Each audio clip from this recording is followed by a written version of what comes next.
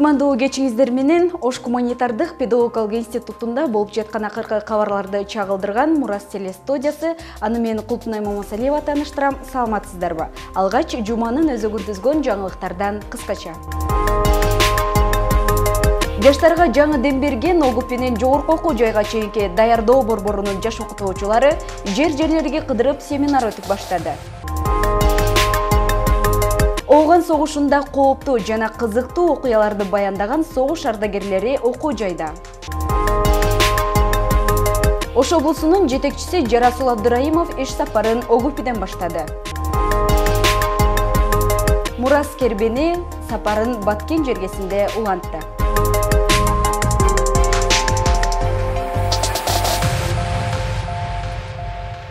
Учурда өлкөбүздүн дээрлик көпчүлүк жаштары кесип тандоодо ЖРТга көз каранды болуп калат. Анткени босого балды камсыз кылуу, ага кошумча өзү каалаган кесипти тандоо же бюджеттик орунду камсыздоо үчүн кошумча предметтерден жакшы бала алуу жоопкерчилиги окуучуларды көп чочулатат. Эң башкы аракет ЖРТга өз убагында даярдануу болсо, аларды даярдоо жоопкерчилиги мугалимдерге жүктөлгөн.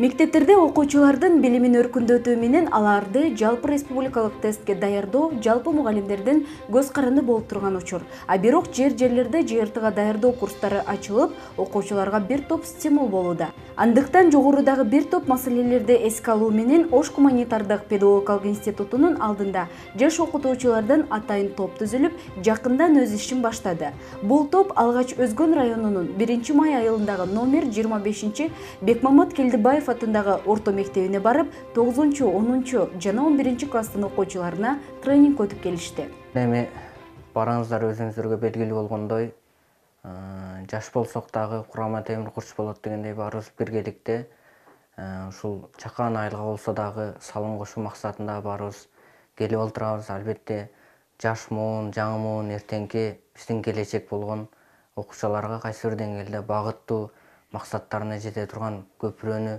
салганга салым кошолу деп олтурабыз. Албетте балык тутуп бериштин кереги жок. Балык кармоонун жолун үйрөтүү буларга жетиштүү. Ошондуктан студенттик бактылуу турмушка жетүү үчүн, ал тагдырга баруу үчүн бүгүн жогорку республикалык тест өтө коркунуч дагы жараткан, бир жагынан сүр дагы болгон система болуп турат. Бирок канчалык качпайлы бул системага баары бир туш келебиз. Ошондуктан ал системанын өтүүнүн жолдору, ыкмалары жана эч кандай коркуунун кажети жок болгон даярдыктын өтүү керектигин жана жөн гана кесипке багыт берүү максатында келип олтурабыз. Албетте окуучулардын көзүнөн жанып турган оту, чын каалоолору, билимге болгон ынтызарлыгы, ышкоолуктары булардын баардыгы бизге даана байкалып турат. Колдон келишинче, вакыттын жетишинче жакшы алардын келечегине салым кошууга бел байлап келдик. Биргеликте максатка жетебиз деген ойдомун. Тренинг туура кесип тандоо, ЖРТга даярдоо боюнча багыт берүү тууралуу болуп, анда айыл жаштары үчүн бир топ пайдалуу маалыматтар берилди. Мында тренерлер тарабынан кыргыз тили жана биология предметинен суроолор дайындалып, тестте келүүчү тапшырмаларды талдашып, азда болсо окуучулардын өз ара билимдерин кеңейтишти. Баам салгандай, мектеп окуучулары ар дайым жаңыланууга, өзгөрүүгө жана өнүгүүгө дайын турат. Саналуу айлардан кийин мектеп менен коштошуп, жогорку окуу жайына кадам таштоо алдында турган жаш достор учурда ЖРТга өзгөчө көңүл буруу менен даярданып жатышат. ОРТга даярдоо боюнча балдардын логикалык ой жүгүртүүсүн өстүрүүгө аракет кылып атабыз. Ошону менен бирге дүйнө таанымын кеңейтүүгө, турмушка багыт берүүгө аракет кылып атабыз. Акыркы мезгилдерде ОРТга тапшыруу балдары жылдага караганда улам алдыга жылып баратат. Алдыңкы балдар 153-55 балга чейин, 155 балга чейинки негизги тесттен жыйынтыктарды көрсөтүп атышат. Бюджеттик окуу жайларга педагогика багытында өтүп атышат. Биринчи ушул биздин мектептеги ОРТ бир жумада 2 жолу кыргыз тилден, 2 жолу математикадан болот. Математиканы Айбаш Токтогул агайыбыз алып барат. Ал эми кыргыз тилден Бакаева Тургул эжекебиз. Ошол бир жумада 4 жолу сабак болот ОРТ боюнча. Биздин класстын 11-класстары даярданат февралдан баштап. Номер 25 Бекмамат Келдибаев атындагы орто мектеп райондун борборунан 30 чакырым алыстыкта жайгашып, шарты катаал кыштактын билим очогу болуп саналат. Быйылкы жылдын эсебинен 30га жакын бүтүрүүчү мектепти аяктап, жыл башынан окуу предметтерин мыкты өздөштүрүүгө аракеттенип жатышат. Өзгөчө бүгүнкүдөй семинар, жаңы маалыматтар алар үчүн максатка жетүүгө көпүрө болууда. Кулпунай Мамасалиева, Бурунчи Эргешев, Мурас телестудиясы, ОГП жаңылыктары. Мындан туура 32 жыл мурун 1989 жылдын 15 февралында Афган согушу аяктап, советтик аскерлер өз мекенине кайтышкан.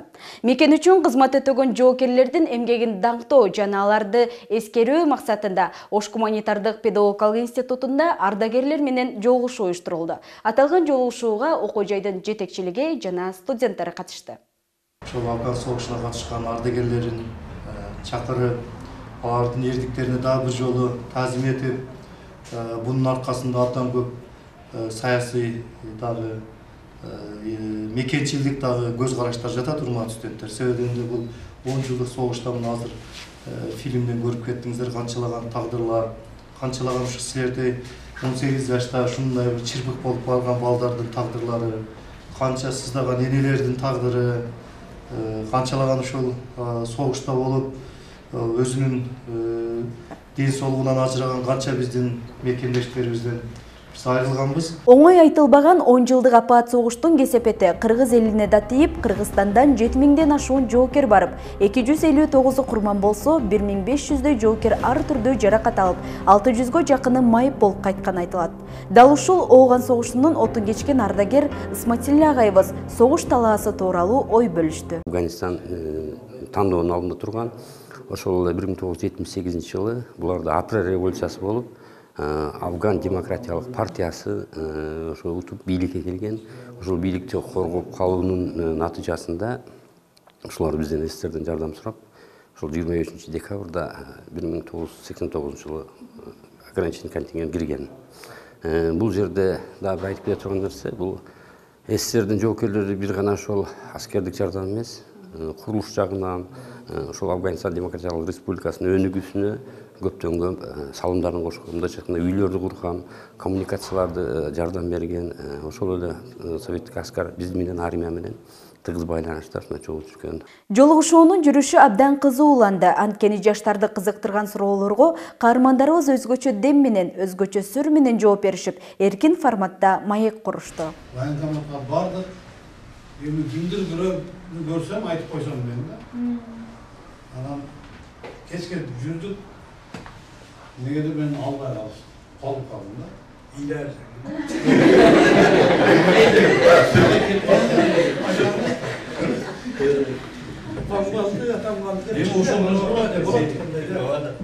Анан кеч кайтып келсем, уже айылдагылар билип калды. Мында кел алып кеп, дагы бирөөнү алып кеткен экен да. Анан эртеси күнү кайрадан алып келишти, ошондой билдим. Каныбек Халиков, Афган согушунун катышуучусу, оор тагдырга туш кылган бул күндөрдү эскерүү оңой эмес экенин, жана андагыдай согуш талаасын көрүү мындан кийин башкаларга буйрубасын каалайт. Ошол менен бирге согуш бүткөндөгү толкундоо сезими өзгөчө күч, сөз менен жеткире алгыс баалуу сезим экенин айтат. 1,5 жылкы службадагы кыйла бизге өзүнүн согуштук немелерин билдиргенби.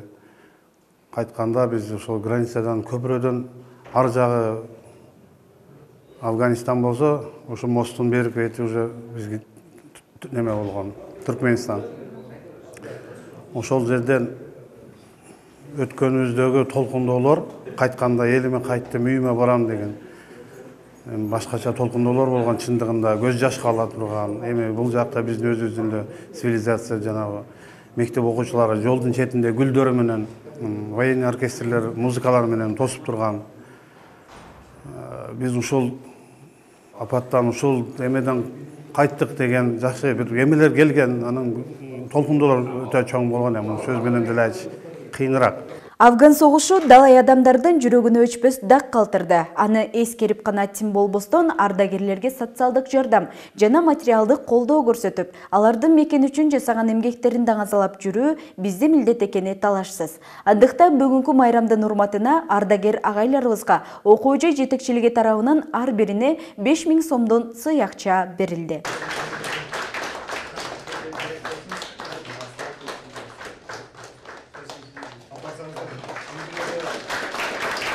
Урматтуу кыргызстандыктар, бүгүнкү 15 февраль эскерүү, Абоган жоокерлеринин өлгөндөрүн эскерүү күнү жана ошондой эле Абогандан чыккан 32 жылдыгына карата мааракеге ОГП'де уюшулган кечеден пайдаланып, мен ушу баарыңыздарды ушул майрам менен куттуктап кетким келет. Барыңыздардын үй бүлөңүздөргө тынчылык, аманчылык болсун, ишиңиздерде ийгилик болсун. Ошону менен бирге ушул жердеги ОГП'нин жетекчиси Бекмырза Бекболотович башкарган коллективге жана ошол жердеги окуган биздин студенттерибизге бардыгына окууларына ийгилик, иштегендердин иштерине ийгилик, бардыгы ушул Кыргызстандын жакшы келечегин алдыга жылдыра турган жаштарыбыздан болушуна мен тилектешмин. Силердин ушул дагы бир жолу ушул мекемеңерге ыраазычылыгымды айтып кетем. Кулпунай Мамасалиева, Борун Чергешев, ОГП жаңылыктары.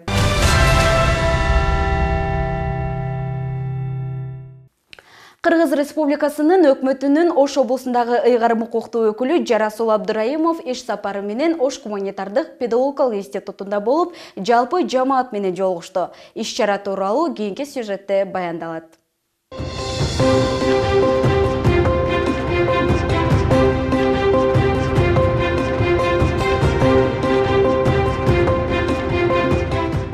Иш сапардын жүрүшүндө Жарасул Абдыраимов институттун материалдык техникалык базасы менен жакындан таанышып, билим берүүдөгү санариптик жетишкендиктерге күбө болду. Бул менен бирге окуу жайдын 2021 жылга пландалган 5 кабаттуу имаратынын долбоору менен таанышып чыкты. Азыр эми сиз биздин Ош шаарындагы Ош мамлекеттик педагогикалык институтунун студенттери менен анан мугалимдери менен жолугушуп отурам да. Бул жерден көп нерсени азыр байкадым. Ойлоно турган иштер да бар экен, алдыда чече турган иштер да көп экен да. Аны мен ойлойм, аны биз чечебиз. Себеби ал чечиле турган эле маселелер экен. Ал эми башка профилдеги вуздар да бар да. Ошо вуздар менен да жолугуп, жаштар менен жолугуп сүйлөшөйүн деген пландарым бар. Ал эми Ош мамлекеттик педагогикалык институтунда өзгөчө мамиле түзүп, өзгөчө мамиле кылайын деп атканым. Бул жерде биздин кийинки өсө турган муун, кийинки өсө турган биздин балдардын тарбиясы, балдардын окуусу, ошолордун билими өнүктүрө турган агайларды, эжекелерди даярдайт да. Ошол жактан, биринчи ушул жактан баштайын деген тилек, ниетим ошол болчу. Ошондой эле облус жетекчиси окуу жайдын эмгек жамааты жана студенттер менен жолугушуп, өкүлчүлүктүн иш-аракеттери, пландары жана аймактардагы өнүгүүлөр, көйгөйлүү маселелер боюнча маек курду. Жолугушуунун жүрүшү суроо жооп менен коштолуп, өкмөт өкүлү катышуучулардын бир нече суроолоруна жооп берип өттү. Сиздерге ушул окуу жайга педагогикалык адистер даярдоо боюнча жакшы ой пикирлерди айтайын, кандай сунуштарды айтсам болот деп атасыз. Дагы бир менде сунуш катарындагы, суроо катарындагы мына мектепти бүтүп, институт бүтүп мектептерге барышат. Азыр мына акыркы жылдарда жалаң социалдык объекттерди салганга көп көңүл бурулду дагы. Мугалимдердин өзүңүз айтканда мен өзүм окуткан мугалимдердин көрдүм. Мында кыйналганыбыз турат дейсиз. Мурда жеңилдиктер болгон. Көмүрдөн жардам берет эле, электр энергиясынан бошотулат эле, ошол мугалим болуп иштесе жерден чек берилет эле үй салганга, таң жайчы. Ошондой жеңилдиктер болгон. Азыр сиз туура айтасыз, мектептер салынып атат, бала бакчалар салынып атат. Бирок ошол жерде иштей турган кишилер үчүн шарт түзүлбөй турат да. Ошон үчүн азыр Катта Талдык деген айыл өкмөтүндө 44 гектар жер трансформация болду. Мен айыл өкмөтүнө айттым, 5 гектар жерине биз ушул мугалимдер, врачтар үчүн бийик үйлөр салабыз. Бүгүнкү заманга технологиясын салабыз деп жөн аны таркатып жибербейсиңер, себеби жерди алып алып фундаментти куюп 10 жылда салбай турган жерлерди көрүп атам. Азыр мен өтө көп убактым ошол жака кетип атат да. Аларды сала турган мына курулушчу компаниялар менен дагы сүйлөшүп атам. Алар курулуш компаниялары булар өздөрүнүн ишин, өздөрүнүн ала турган пайдасын жакшы билишет да. Ошон үчүн алар менен кошуп отуруп эсептеп атабыз. Белгилей кетсек, Жарасул Осмоналиевич алгач СССРдин 50 жылдык атындагы заводдо ар кандай кызматты аркалаган. 1993 жылы Дастан ачык акционердик коомдун президенти болуп дайындалып, 1996 жылы өзү түзгөн Жарасул жоопкерчилиги чектелген коомдун башкы директору болгон. Ал эми быйыл 19 октябрда Кыргыз Республикасынын өкмөтүнүн Ош облусундагы ыйгарым укуктуу өкүлү болуп дайындалды. Кулпунай Мамасалиева, Борон Чергешев, ОГП жаңылыктары.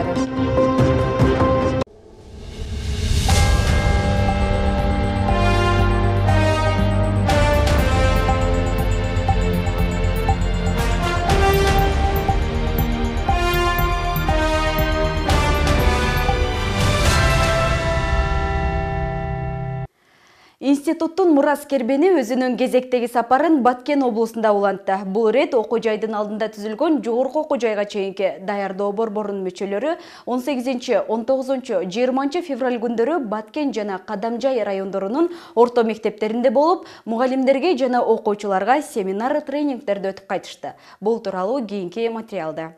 Жогорку республикалык тесттин түзүүчүлөрү Сомов болсоңор да. Ал жерде негизи жалпы биологияда 40 суроо түзүлөт. Анын 4-5 суроосу ботаника бөлүмүндө, мисалы үчүн өсүмдүктөр, бактериялар жана коз карыны боюнча кетсе 4-5 суроосу. Андан кийин жаныбарлар зоология бөлүмүнөн 6-7 суроо алынат.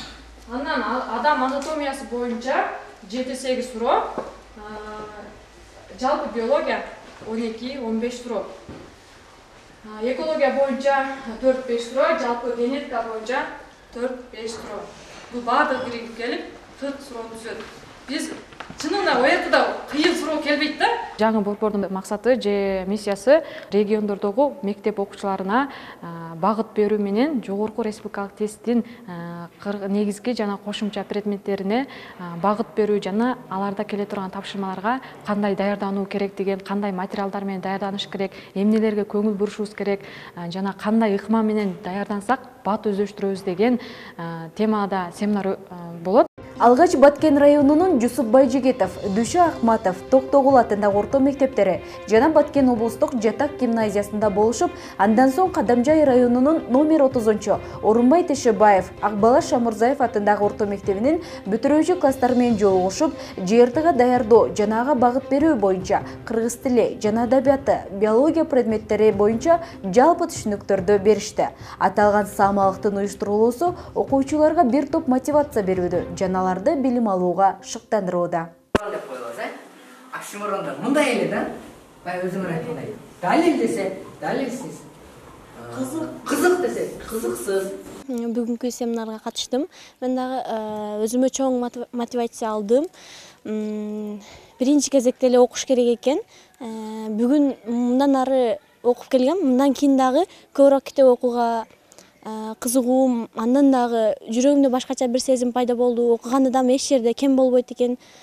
Ошондуктан көбүрөөк китеп окуш керек экенин билдим.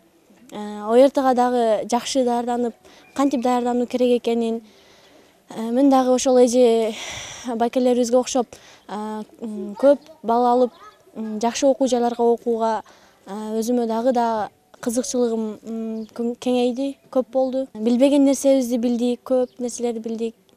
Иш-чара жөнүндө айтып берсем, бүгүнкү иш-чарада мен көптөгөн маалыматтарды өзүмө алдым. Себеби бул мисалы иш-чара кээ бирки иш-чаралар мындай сууз эле болот да, адамдар жөн эле сүйлөп эле маалымат бериле кетет да. Ал эми бул иш-чарада болсо ошол кызыктырып, оюндарды уюштуруп жана суроолорду берип, ар бир окуучуну сүйлөттү. Мага ошол жери жакты. Облустун окуучулары билимге ашыккан, мугалимдери дасыккан тажрыйбада иш алып барары жана өзгөчө билим чөйрөсүн түзүп, аны кеңейтүүгө болгон көжүрмөн эмгектери байкалды. Ошондой эле өткөрүлүп жаткан семинарлар окуучуларга таасирдүү таризде уланып жатканын мектеп мугалимдери белгилеп өтүштү. Жусуп Байжигитов атындагы мектебине келген ОУПнин Мурас Кербени бул окуучуларга абдан чоң мотивация берди. Ошол биз ойлойбуз, ошол алыскы аймактардын мектептерине, башка мектептерине дагы барып, ушул сыяктуу кербен семинарларды өткөрүп берсе, бир топ окуучуларыбыз жана жалпы республика тестке даярдануунун өзгөчөлүктөрүн билет экен.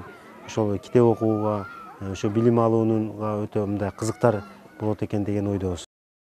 Баса белгилеп айта кетсек, 2020-2021 окуу жылында ОГУПнин алдында жогорку окуу жайга чейинки даярдоо борбору ачылып, аталган борбор январь айынан тарта иш жүргүзө баштады.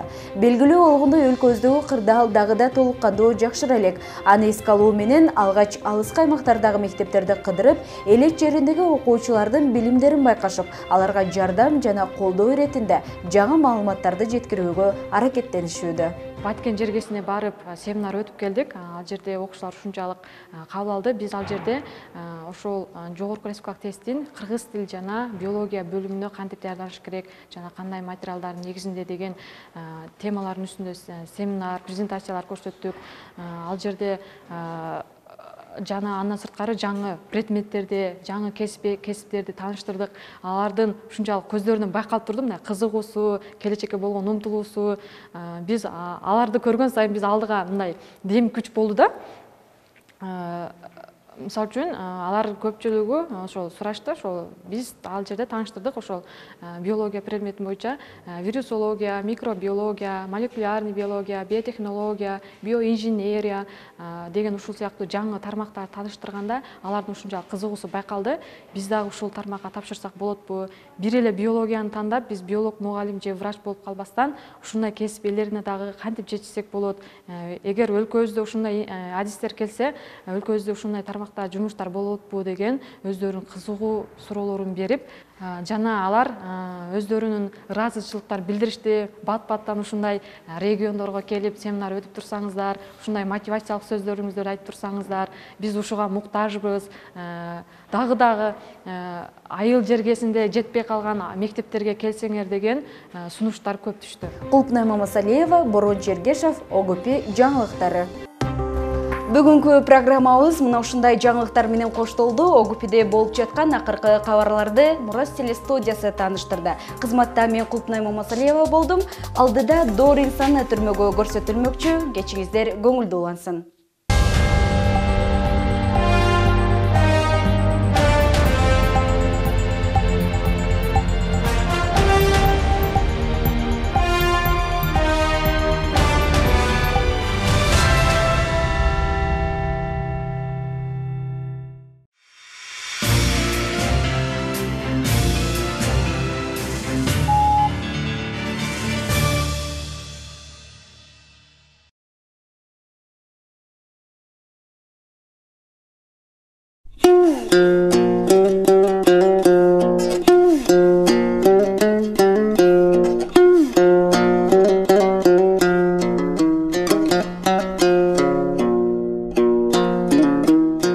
Дүйнө эли учурда кыргыз элин кайталангыс талант ээси Чыңгыз Айтматов аркылуу таанып, анын чыгармалары аркылуу биздин улуттун улуулугун сезип, жазуучуга болгон сый-урматын жогору коюп келишет.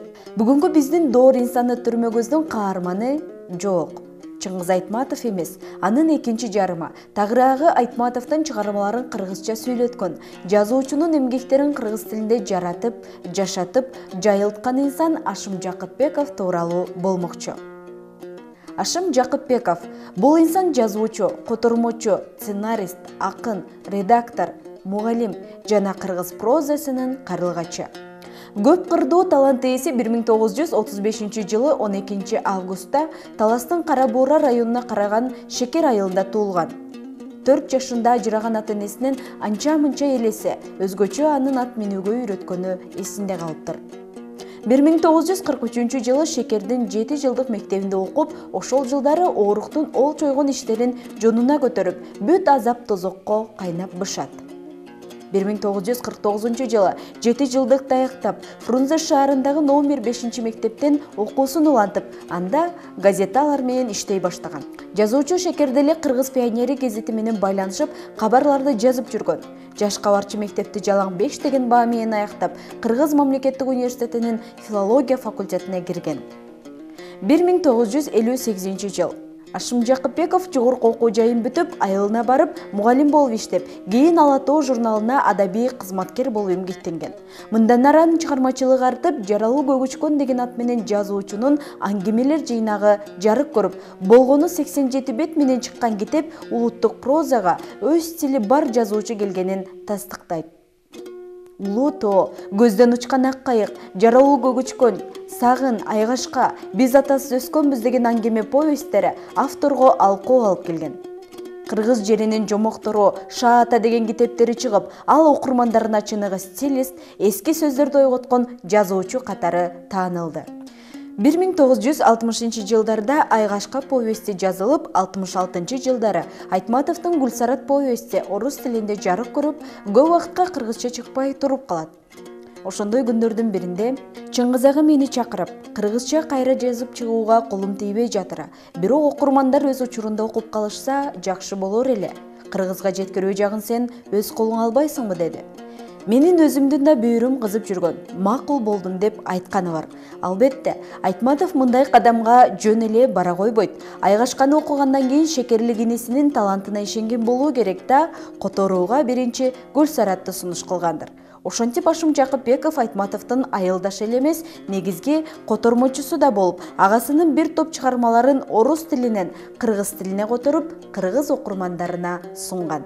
Ушундан улам тилчилер Айтматовдун тилин изилдейбиз деп Жакыпбековдун тилин изилдеп келишет. Себеби жазуучунун кыргызча тексттерин Ашым Жакыпбеков жазып жатпайбы деп айтышат. Котормочу бир гана жазуучунун чыгармалары менен чектелбестен орус элинин Михаил Лермонтов, Антон Чехов, Максим Горкийдин чыгармаларында которгон. Ал өзүнүн эң мыкты котормом деп деңиз бойлой жорткон Ала дөбөт чыгармасын айтат. 1969-85 жылдары Кыргыз фильм кино студиясында башкы редактордун орун басары болуп, көптөгөн кинофильмдердин, кино дубляждардын тексттарын редакциялоодон өткөрүп, жана кино тармагында 16 жыл эмгектенип, Чолпунбай, Касиеттүү көл, Ата журт, Ысык көлдүн кызгалдактары, Көздүн кареги аттуу фильмдер тартылып, кыргыз кереметине кошулган. Жакыпбековдун чыгармачылык бийиктиги Теңири Манас китебинде. Абдан көлөмдүү эпостун урунтуу учурларын гана өзөк кылып алып, эпостун реалдуу табиятын сактоо менен ыр формасын кара сөзгө айландырып жазып чыккан.